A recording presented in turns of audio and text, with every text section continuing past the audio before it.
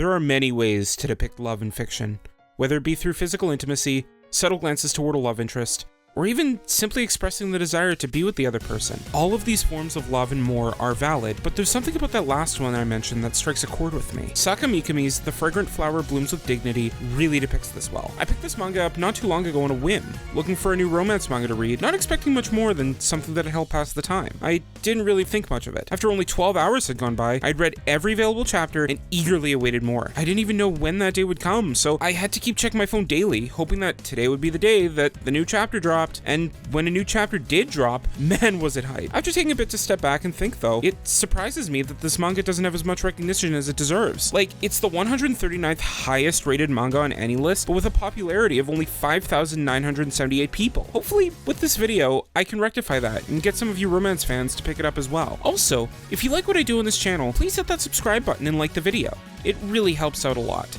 Anyway, back to your regularly scheduled recommendation. The Fragrant Flower Blooms with Dignity, or Fragrant Flower as I'll call it from now on, is primarily about two neighboring schools. Chidori High, a lower-class delinquent all-boys school, and Kikyo High, a top-of-the-line all-girls school. Rinjiro Tsumugi is one of these Chidori students, and while helping out at his family's cake shop, meets a girl who frequents the place, Kaoruko Wagari. The next day, while absent-mindedly looking out the window during class, Rinjiro notices a familiar face opening the curtains of the other school, Kikyo, none other than Kaoruko herself. So yes, this does lead to a Romeo and Juliet-esque premise due to the opposing schools' disdain for one another, especially on the prodigious Kikyo side, who look down upon the Chidori students for being a bunch of good-for-nothings. But writing this manga off as simply that would be selling Fragrant Flower a little short. In fact, they get over their personal qualms about going to rival schools in the second chapter. I'd actually compare this story more with Horimiya. See, Rinjiro has difficulties opening up about himself to his friends at the start. Things like his family owning a bakery or any of his true desires, leaving most to see him as a frightening delinquent, even when that couldn't be further from the truth. Adding on having a friend at the rival school, and a greater rift between Rinjiro and his school friends is created, which in turn shows Rinjiro that he needs to trust his friends and let them in if he wants to remain close with them, as well as learning that these friends can be trusted,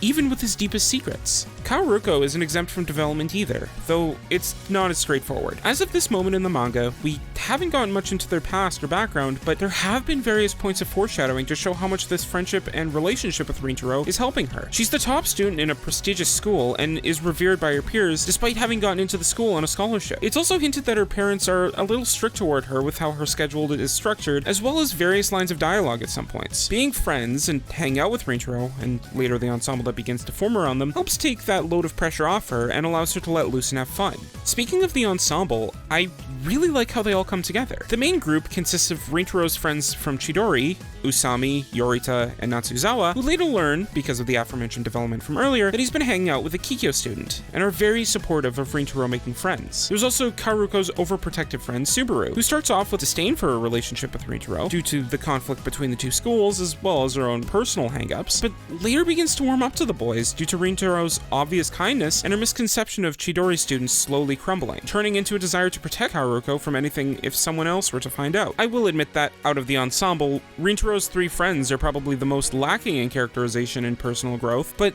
they do serve as good support for Rinjiro, and help push his development forward smoothly. Speaking of characters that are good support for each other, I cannot forget about the main relationship of the manga, that being Kaoruko and Rinjiro themselves. They're freaking adorable together, man. From the moment they meet, they show an interest in each other. I don't mean romantic necessarily, but rather a mere curiosity. A desire to learn more about the other, what they like, how they think, what their habits are, their favorite foods, things like that. And it's those thoughts that lead them to want to see each other, text each other, and spend time with each other more and more. And anything they learn about each other is only met with support and encouragement, whether it be Kaoruko helping Rinjiro study for a test so he can participate in the sports festival with his friends, or Rinjiro spending sleepless nights trying to bake the perfect cake for Kaoruko's birthday. The pair strive to be there for each other and present the best of themselves for the other. Like I mentioned earlier, early on they washed away the barrier of the rivaling schools. Kaoruko never saw Rinjiro as just a Chidori student, so she doesn't want him to see her as just a Kikyo student either, and he responds in turn. Because of this, it allows them to be open with one another in a way they couldn't really be with their other friends. But it's also what pushes Rinjiro's development, in learning to be more open about himself. Their relationship is what helps the main friend group form in the first place, helping rid of any negative feelings toward the rival school in an attempt to support their friends' wishes. But I think the thing I really enjoy about Kaoruko and Rinjiro's relationship is how not cliche it is. Yeah, I could mention the lack of ecchi in an attempt to grasp at low-hanging fruit, but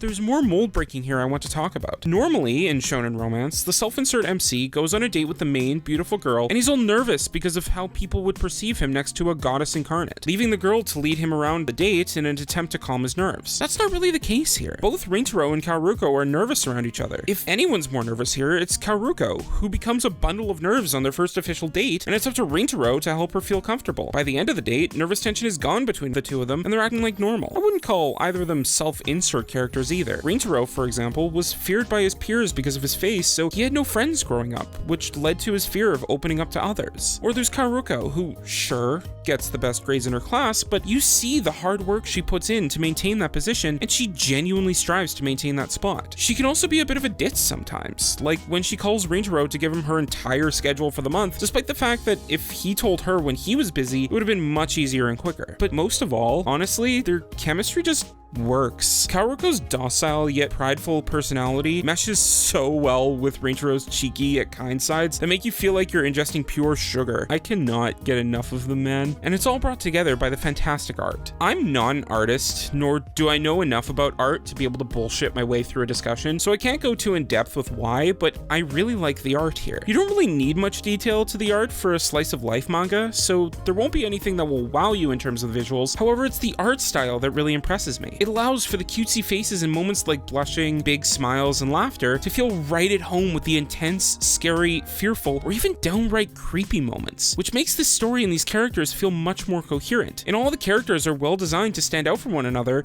as well as pop while looking at the page. All in all, I really like Fragrant Flower. It takes a classic premise with the schools and uses it as a backdrop for separate character dramas and situations rather than being the center of everything. The characters, particularly the main cast, are likable and each well designed, and the main couple is well fleshed out and makes you grin from ear to ear at how cute they are together. If you're a fan of romance manga, whether it be shonen or honestly, even shoujo, I'd recommend giving this a try. Or at least I would. You see, this manga isn't officially licensed in English, and I'm not about to give you sites where you can read this across the 7 Seas, but what I will give you is the 7 Seas survey.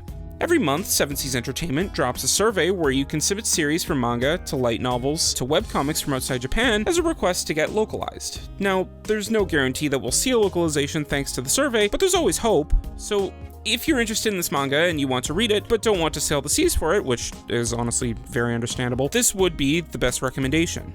Also, I'll leave a link to the AniList page in the description so you can easily find the name if you want to fill out the survey. But I think that's all I have for you today. If you like this video, don't forget to hit subscribe, like the video, and let me know what manga you'd like more people to read. Just like last time, I'll be responding to all the comments I see down in the comment section below. Until next time, my name's Jay, I like anime, and happy reading.